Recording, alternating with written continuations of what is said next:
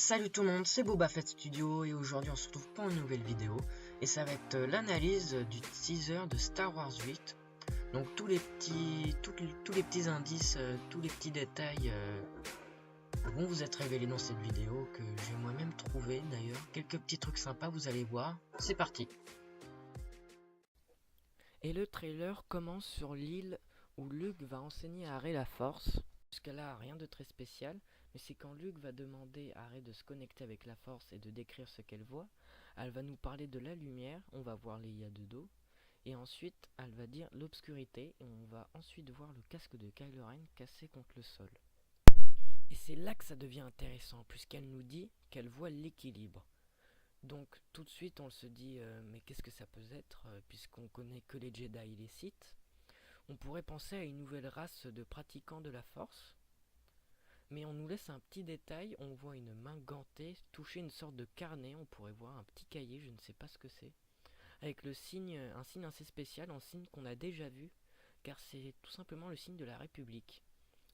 Mais on pense pas que la République est synonyme d'équilibre. Moi je pense plutôt au gardien du temple dans Star Wars Rebels. Quand Kanan arrive dans un dojo, on peut voir le signe. C'est exactement le même signe, c'est le signe de la République. Donc moi je pense plutôt à des personnes qui pratiqueraient la force, pas pour combattre la galaxie, donc on ne sait pas encore. Peut-être qu'ils vont intervenir dans le 8 justement. Ensuite on passe à la deuxième partie du teaser, où on découvre une nouvelle planète et des nouveaux vaisseaux. Donc les vaisseaux, on ne sait pas encore dans quel camp ils sont. Moi personnellement j'ai ma petite idée, je pense qu'ils appartiennent à la résistance. D'une parce qu'ils ressemblent énormément à des B-Wing, ils ont la même forme. Et puis si on regarde bien en face, on peut voir des silhouettes qui se forment. Donc là avec la qualité de ma capteur d'écran, je suis désolé, on ne les voit pas. Mais si vous allez voir le teaser, vous pouvez voir que c'est des quadripodes. Des quadripodes, c'est-à-dire des AT-AT, qui appartiennent sûrement au premier ordre, pardon. Ils appartiennent au premier ordre, donc ils sont sûrement en train de combattre les B-Wing, on peut les appeler comme ça. Et donc ils sont aussi sur une planète un peu bizarre, planète d'une couleur blanche, donc qui fait un peu penser à Hoth.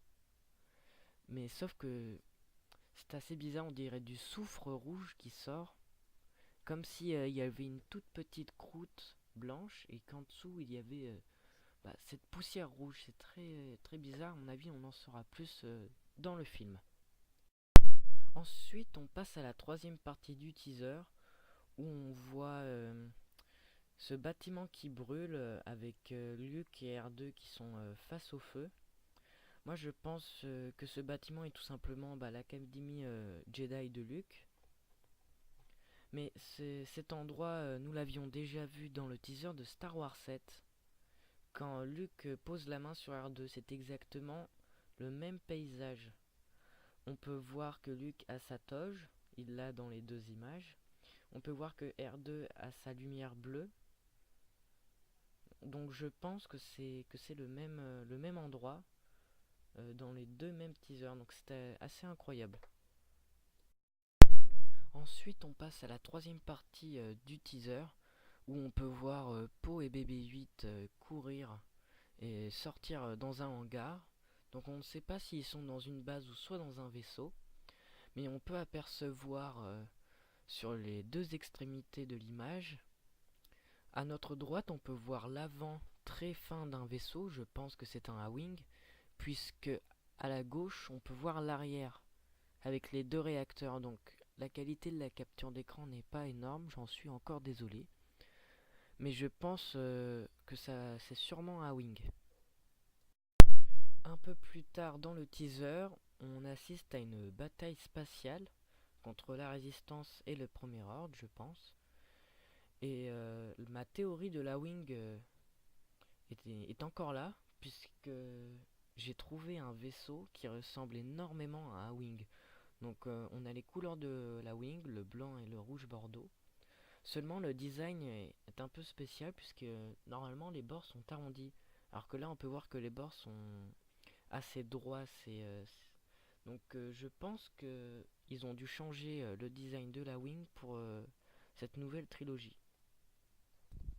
Et voilà, c'est déjà la fin de cette vidéo, donc j'espère qu'elle vous aura plu. N'hésitez pas à mettre vos idées en commentaire. C'était Boba Fett Studio. Back from the dead.